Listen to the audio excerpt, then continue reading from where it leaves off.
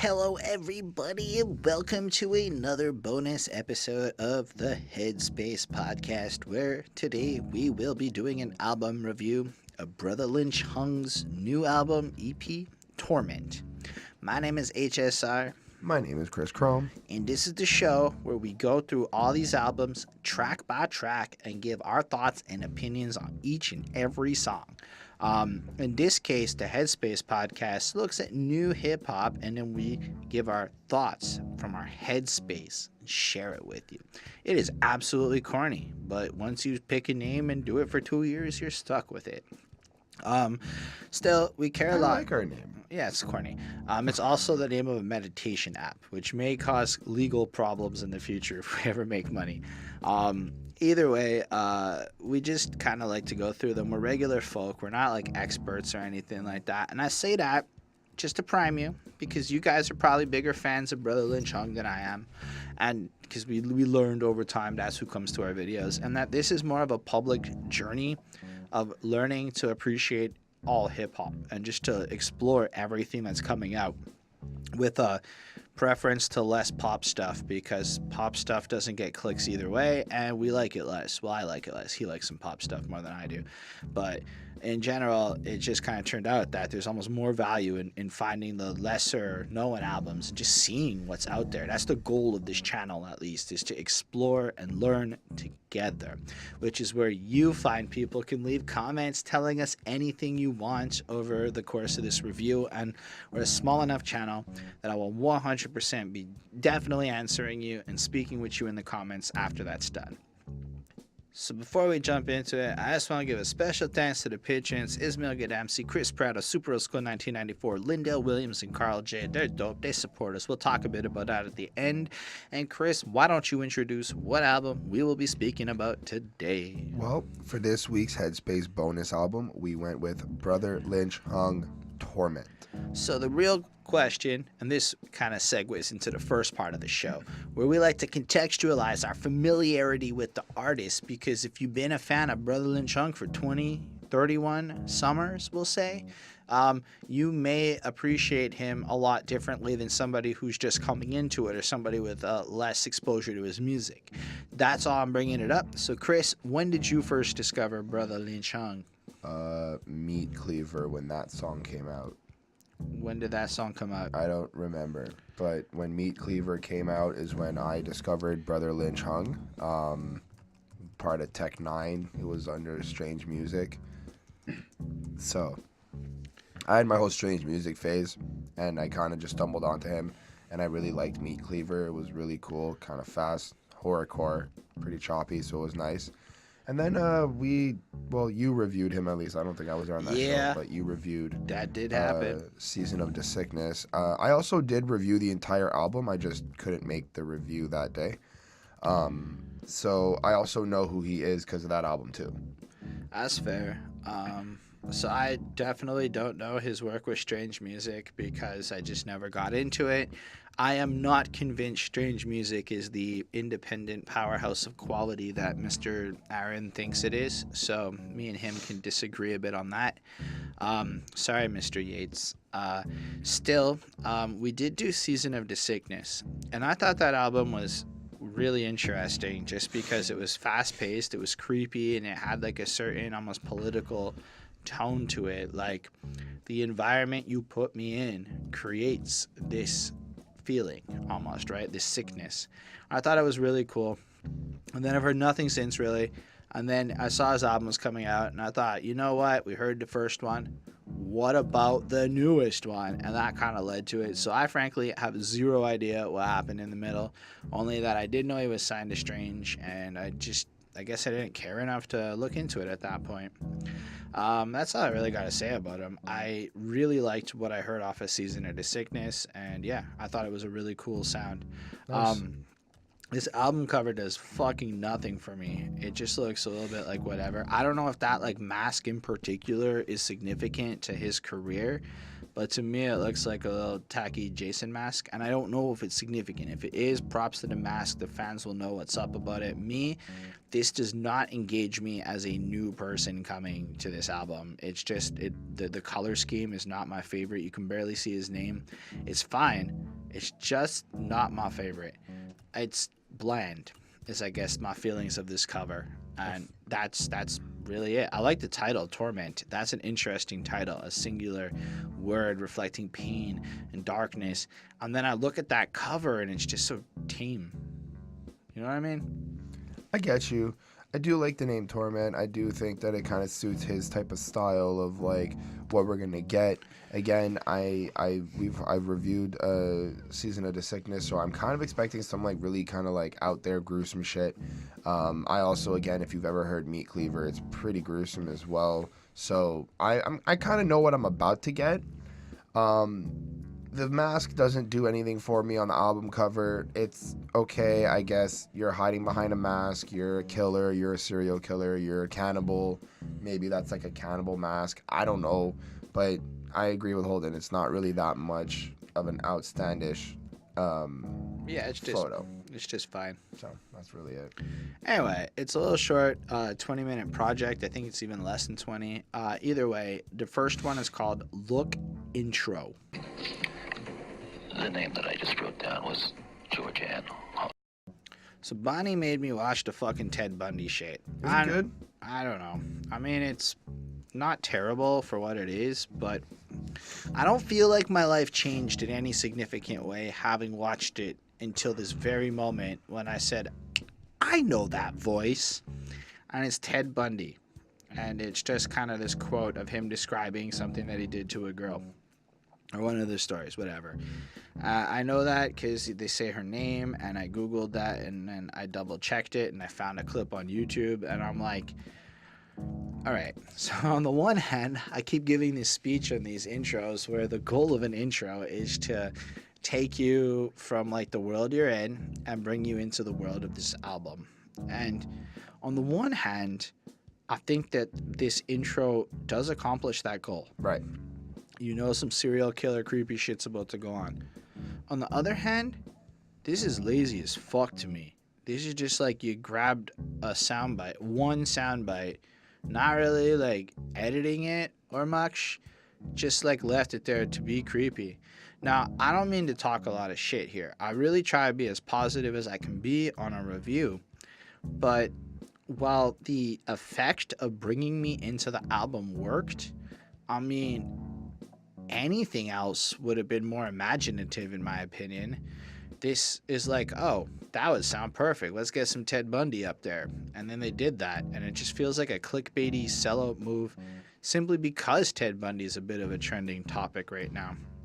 And that kind of bothered me a little bit, but it works. It's not unpleasant per se. It's just kind of boring. Like, I don't know that I honestly would just skip this and go right to the next song every time I came back to it because I don't feel the artistic measure of using that particular clip. I just feel like it feels forced to me. So I give it a 4 because it does do its job. It just still feels whack. I give it a 4 as well. I think it really suits Brotha Lynch Hung's, type of style, the way that he's type of this crazy type of killer person. So I think it fits. I think it was okay. I don't really have anything to say about it much really, so I gave it a 4 as well. I think it's a good. That's fair. Next up is the first real song where we find out he's been doing this literally as many summers as I've been alive. Died for 31 summers. I was born in the summer. So basically he's been grinding since 87, 88 because he's been doing it for 31 summers, and that's how many summers he's been doing it for. What do you think about this song, Chris? I like it. I mean, it wasn't hard-hitting as much as I thought it would be. It seemed kind of a little softer than a lot of the music I've heard so far from him. People don't want to get it. I'm harder than penitentiary steel. For my lockdown in the penitentiary still. I was meant to be killed. I wasn't meant to be killed. I was mentally ill. I need medicine. Your head'll get injured. It will. Like, he's dope. He's got good wordplay. He's really cool. But I don't think he's really setting up anything in this verse right now. He's just kind of letting us know who he is. Kind of letting us know that he's down for business. He's down to make sure that everything's kind of going the way it's supposed to be. And I like when he went, rip the rap game up, sort of like Ice-T. One little chain, I don't need to be icy. Oh, I see y'all want to get cut up, really wanted to nut up, brains dipped in butter. Like, you kind of get your little, like, oh, you're getting a little crazy. Okay, cool. But that's a little crazy. I mean, well, I'm not saying. I'm saying like you kind of get your like little like, oh, you want to get cut up. Like you're like, okay, you have a little edge to you. I'm not saying it's like intense. Yeah, but like literally, that's no edgier than like any other rapper. I know. I'm not trying to make it a thing. I just mean. Like, I wouldn't even call it. It just sounded normal. Fair enough. But I do like how he's trying to address that, like, you know, he made a change in the game when he started, and that like it seems like people kind of want him to be that, is what I'm trying to get at. Like, oh, I see y'all want to get cut up, but it's like, I feel like they're like asking him to be that crazy person, and he was like. So I agree with you, but from like a different perspective. I think this is basically in line with your braggadocious song. Like, we just reviewed Czarface versus meets Ghostface, like literally just right before this conversation.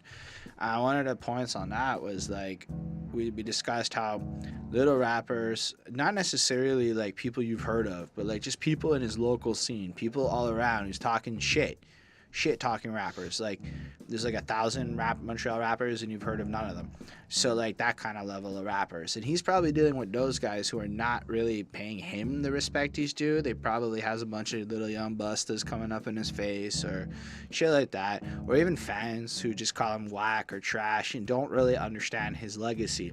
So while he's able to eat because he's put into work to create that legacy, people might not understand why or how or any of this type of shit. So when I hear that, I'm like, I agree with you. He has been cutting up people for 31 years. He's been at this for so fucking long that of course he is like, yeah, you can come at him, but you're fucking with an established psycho. You're fucking with a person like that. And I actually really kind of feel the vibe of this song. I feel like the beat's a little lackluster. It like relies entirely on that doo doo doo doo. Like, that's the hook of this song. It's just that sound. Everything else about the beat's kind of forgettable. But his rhyming on this, I really enjoyed. I like that chorus. That chorus reminded me just of like, it's a grind anthem. Like, yo, if you put in that work, if you put out those videos when they only get like fucking 80 views, if you do all that shit, it's gonna stack and it's gonna become something over time. And especially to the kids who's wanting some shit quick now without wanting to put in that work and not understanding how it is. Well, when they ask how to come up, I tell them grind for 31 summers. And then I like the die for 31 summers twist on it too, because it's like, in a sense, it might feel like you have to die to accomplish your goals, or you get wrecked and lost and battled and like you have to get better type shit too, you know? Like your progression. The second verse is fine. I feel like in the second verse we get a little bit of like more of that psycho shit, like hop in a circle and I'll chop you up to little meatlets. Yes, grr, gun in the dresser, my pleasure. Human meat in the crock pot, that's my treasure. Put the seasoning and salt, I don't have to measure. Get your fucking hands out the pot, you better. You know, like, so it's in a sense where he starts talking about cannibalism that I'm like, that is where you start sounding a little more psycho. Not just cutting people up, but cutting people up and literally putting them in a crock pot to eat them. In a sense, it's just a more savage way of saying I'm gonna murk you as a rapper, but like, it's a little bit better than that. And then, you know, he comes in as like, rip the guts out of before I replenish. Who's next? Give him a suplex. Take over his duplex and give her to new sex. And then it just stops as he wants a cigarette. And then the chorus kicks in. And then he shouts out Kevlar, which I think is the label or movement that he's with. And then be the next album. Maybe, but when you go to his Twitter, it just says Kevlar and like the big picture at the top. So I don't know if that's what it is. Either way, maybe you guys can let us know. I should have researched that before. I get this on 4.2. I think it's like, it's enjoyable, and like this is the kind of song where if like it came on, I might be in the mood for it for real. But my other comparison with Brotha Lynch Hung is Season of the Sickness, where when those songs come on, there's almost no doubt in my mind. He's crisper, he's tighter, He's got like a better delivery. Like, I don't know what happened. I mean, he's older now. That happened. But like, definitely can say that I was a little underwhelmed on his delivery, but I felt the energy and I felt the overall, like, I enjoyed it. But I guess my expectations were off. I don't know what I was expecting per se, but I guess having just heard Season of the Sickness a few months back, maybe something a little horror-y, a little creepier, instead of a regular fly sounding beat. You know what I mean? Maybe it was the I feel beat. the same way. I feel the same way. Because I gave the song a 4 on 5 as well. It's a good song. He's lyrically talented. You know, he's got the syllable play, he's got the word play, but it didn't really have that horrorcore feel to it. It didn't have that edge to it. It kind of just felt like, yeah, you know, you chopped up bodies, you had the red meat, you gave us a little bit of your stuff, but it didn't really sound as intensified as it usually does, from what I remember. Yeah. Either way, the next one is Running Back Part 2.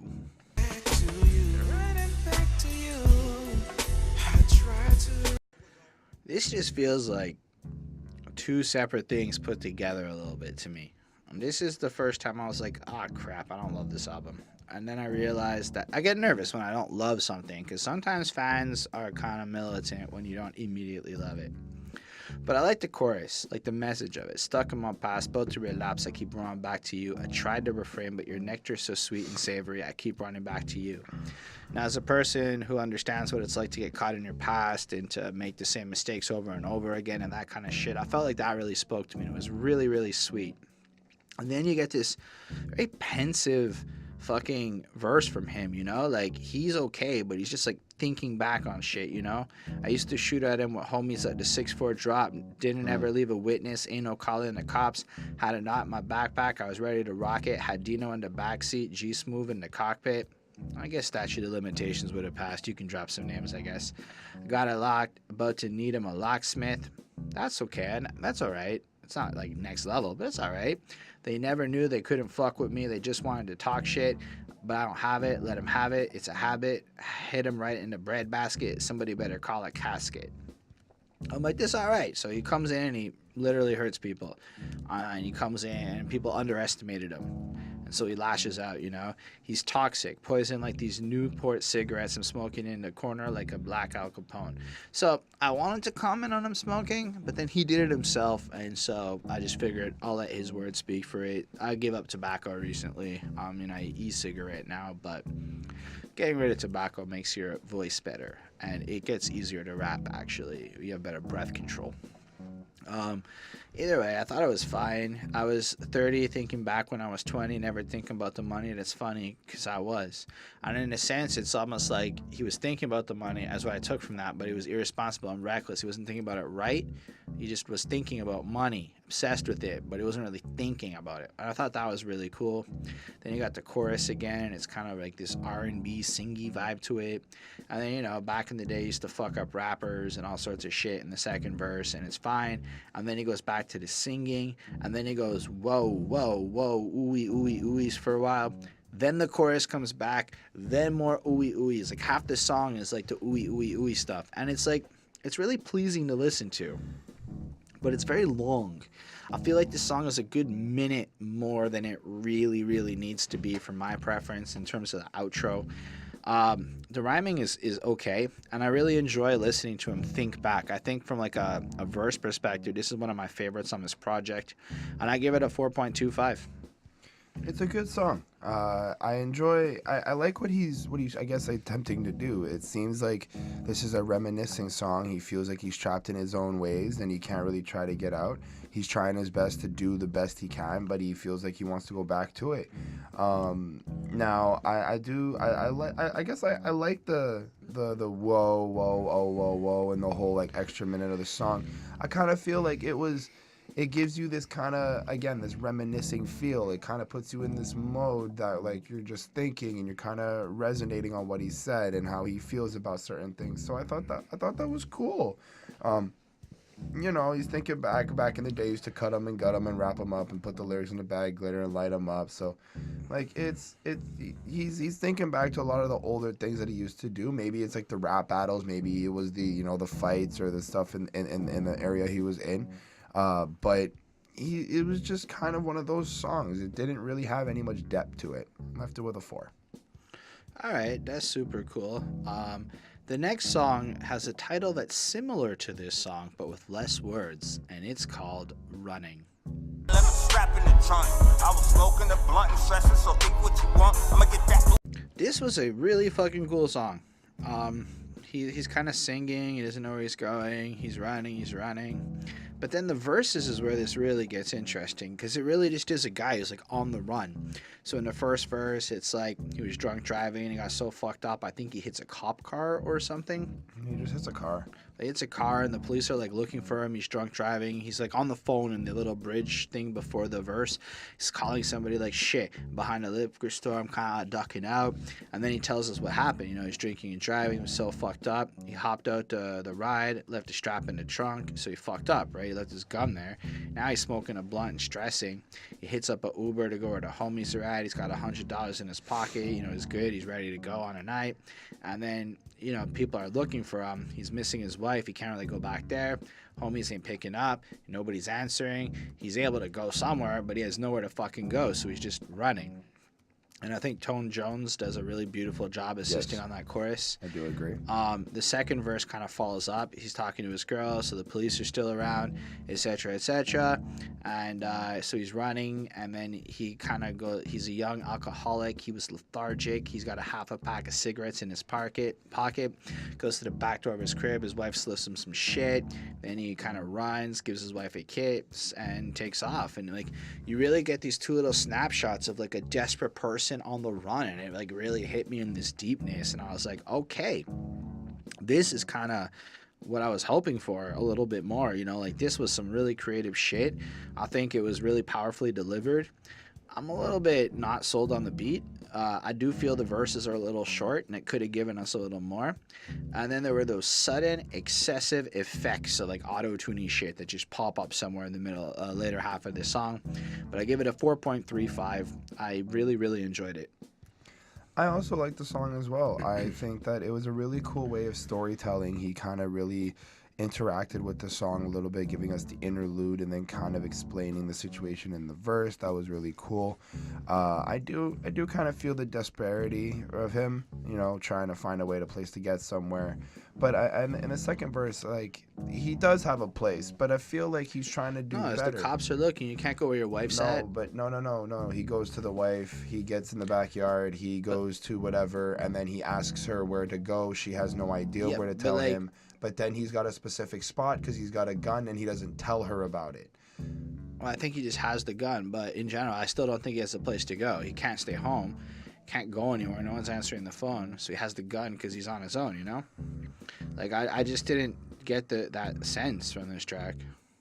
Baby, where you think I can go? She didn't know, so I better know. Hit up the spot and never let her know. Put the gun in the trench coat, button No, it he up didn't let her know where he was going. He hit up a spot, you know? Well, he hit up the spot.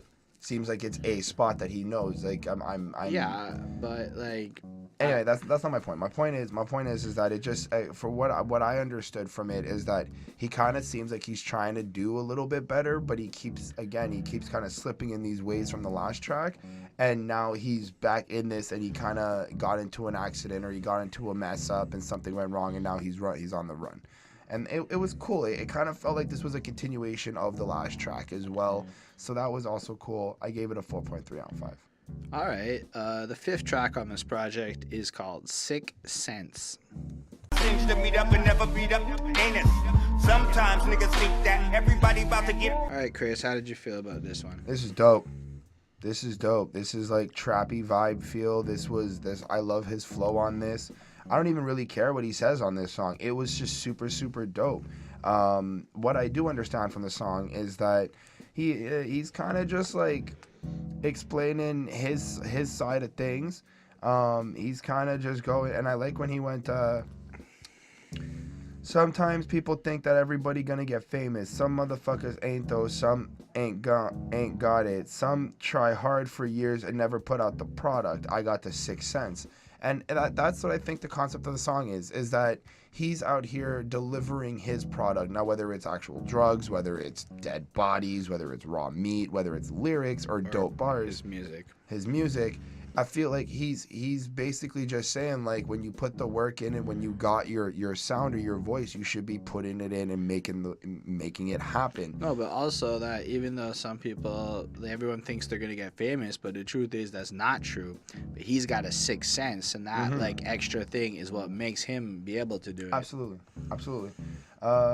Overall, I mean, the song itself is pretty much kind of just that. He just kind of goes on with different type of wordplays. Everybody like, damn, why you stay gone so long? I was trying to get money, didn't even have a home. And this is even like living in hotel rooms and drinking everything out the fridge though. Nah, it was bad. Couldn't even write to my wife. I did though. Like, you really get the sense that he kind of had like a really, really rough patch, and that he's trying to get out of it, and he's doing everything he can to survive. And you can really feel that emotion in this song here as well. But there's not much of that like craziness in this track either. So Yeah. but it landed with a 4. I mean, to me, this song felt like right away, like the beat isn't creepy or anything. It just kind of feels more trappy. The overall flow, it's like someone told my mom I've been taking all their pills. I did really bad. It's one of those more basic triplet flows. Sorry about that. Running out the room high, trying to get it fixed. That's how I kill. I don't give a fuck when I'm in the truck after I fuck. See him in a month. Okay, whatever.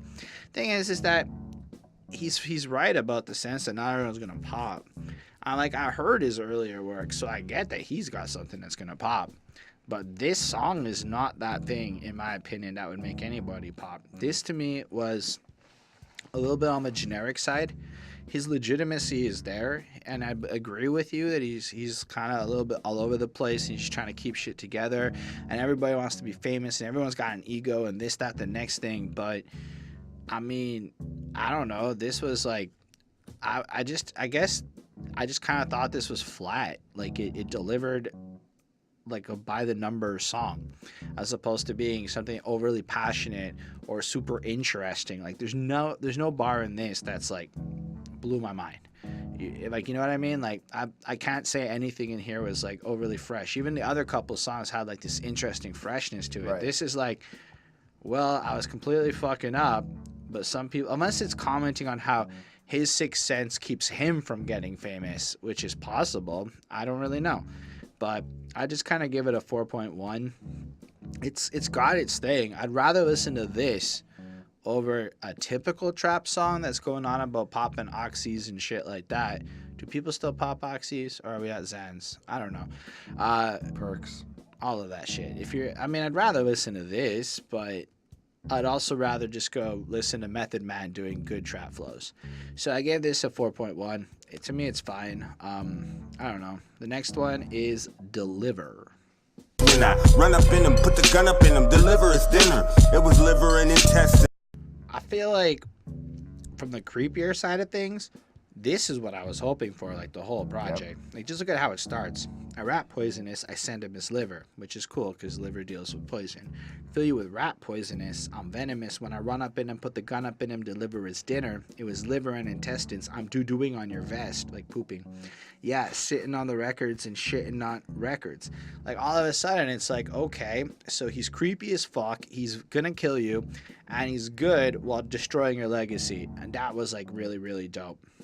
I'm playing Monopoly, you playing checkers. It's a really cool little snippet because it's not How that is long. how is that like? Okay, so my question is, does that mean he's buying real estate in real life? Because Monopoly, the board game, as much as there is strategy to it, is really luck based. Like, a better comparison is chess or the Chinese game Go, which are strategy driven. Anyway, I was curious, what did you guys think about that Monopoly line? Better start rapping before I put one in your sweater. Anyway, it's fine. He goes through his thing. He's Charles Manson. The music video is this cartoon, and then it flashes Charles Manson at that line. He gurs a couple times. I enjoyed this, but it was really short, and it just started to get me like into it, and then it just kind of like ended. I don't know. It's a decent track. I would say check it out because this might be one of the more standout lyrical flows on it. But I gave it a 4.2.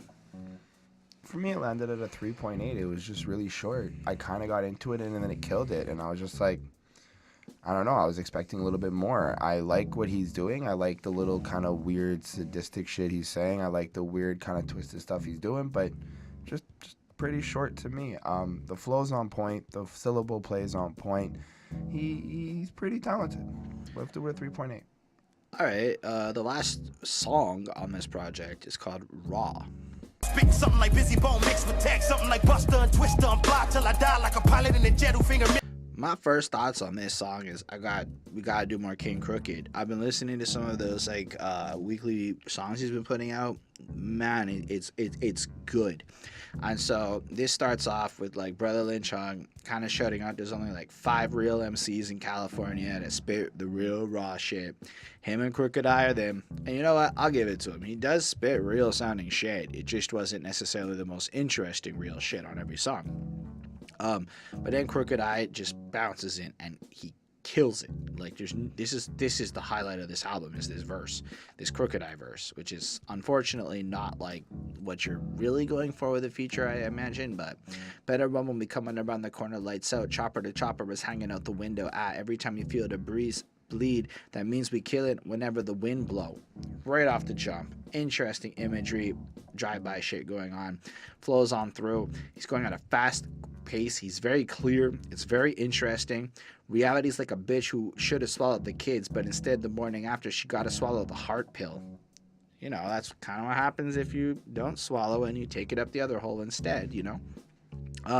When I'm spitting something like Busy Bone mixed with tech, something like Busta and Twista, I'm fly till I die.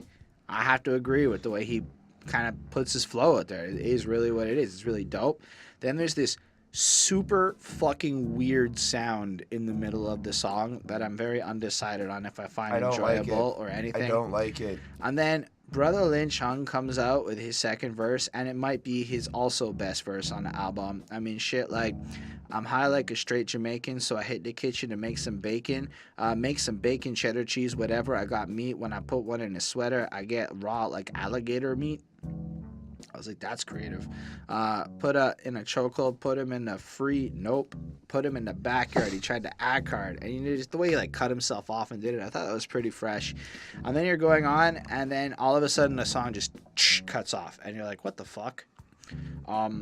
So I think the verses are this is the song with the best verses on the project. Verses are absolutely done but the well. beat and the overall end of the song really kind of get to me a bit. Presentation of the song I gave is it trash. a 4.5 because it's really, the verses are that good.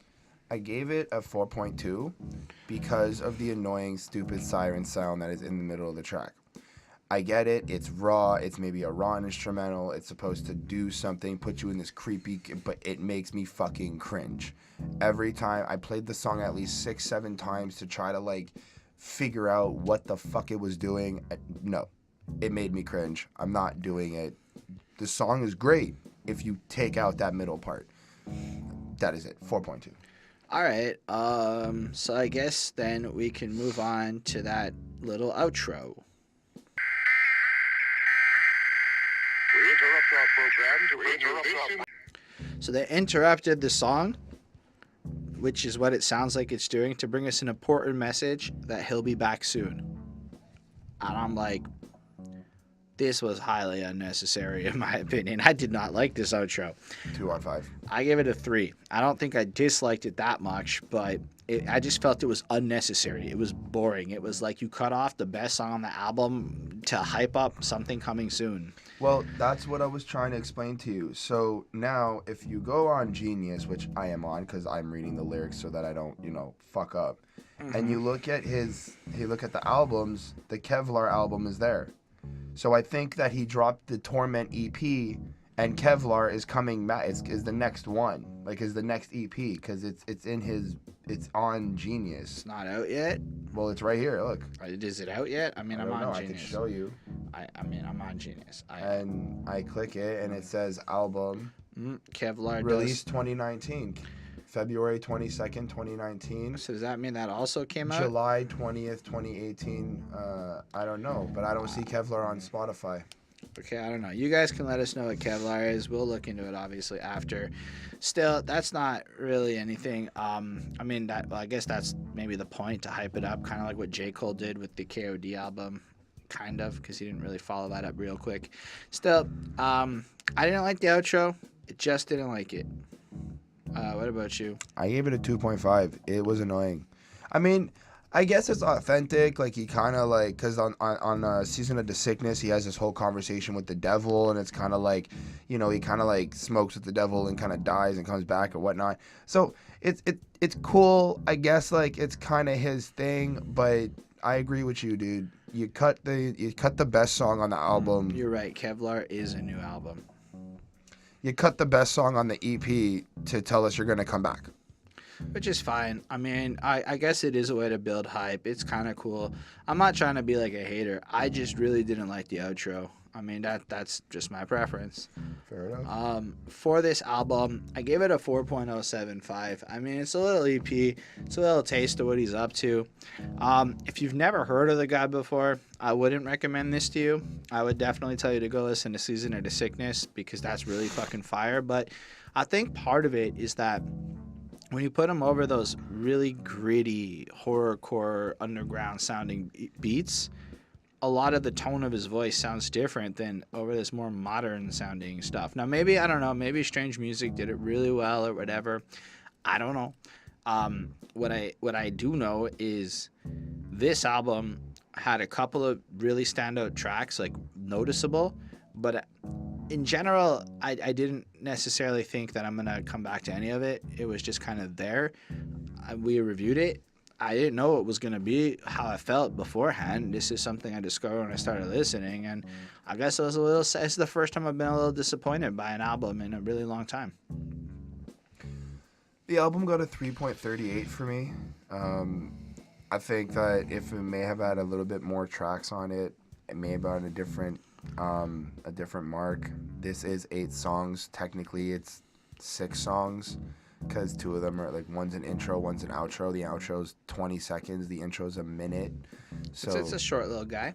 It's a short little, you know. But overall, Brotha Lynch Hung, I could see why people like him. I could see why he's got this legacy, this like lane that he's built for himself. I don't think that this EP really, again, is something that you should look at as a new person. Because me coming to this as a new listener, I don't think I would have liked this out as much if I didn't do Season of the Sickness, or if I didn't stumble upon like Meat Cleaver and Crocodile. And Well, it's this like and if you that. know he has a legacy, some of the the shit he's saying like makes sense. But let's say you didn't know his legacy and you just heard this, man, it doesn't back it up, is what I guess a good way to look at it. Yeah. Like, just on the merits of this one little project. Yeah. That's kind of what I'm getting at. That's my point. Anyway, thank y'all for watching. Definitely let us know why we're wrong or right in the comments below. You can let us know how you feel. We are a small enough channel that I promise we'll answer everybody who does leave a comment. It's about creating a community. It's about discovering music together and just sharing thoughts. I mean, if you guys want to tell us what other albums by this guy are dope, I'd be very happy to go check them out. What songs you like the best. Special thanks to the patrons: Ismail Gadamsi, Chris Prado, Super Roscoe 1994, Carl, and Lindell Williams. They support what we do. They want to help us get to a place where we don't have to go to work anymore. We can focus on this. We can turn this into like a thing, get more people involved, make it all nicer, do it all good. And if you do join us over there, you can join the request pool, where every couple of weeks Patreon decides what album we're going to review. And yeah, when you do sign up the following month, you get to have your album reviewed, no questions asked. And it's always no questions asked in terms of what album it is. Basically, it could be yours, it could be any genre, it could be anything. So you can do that, get access to content early. We've got a public Discord for everybody in the description of this video, and we got a private one for the patrons. I don't know what to do with Discord, but it's there, so if you guys want to post there, I'll read it and talk to y'all. Anyway, thank y'all for watching. It really is cool. I dropped a project recently. You can check that out in the description of this video. And yeah, we'll be back with more reviews in the near future. Peace.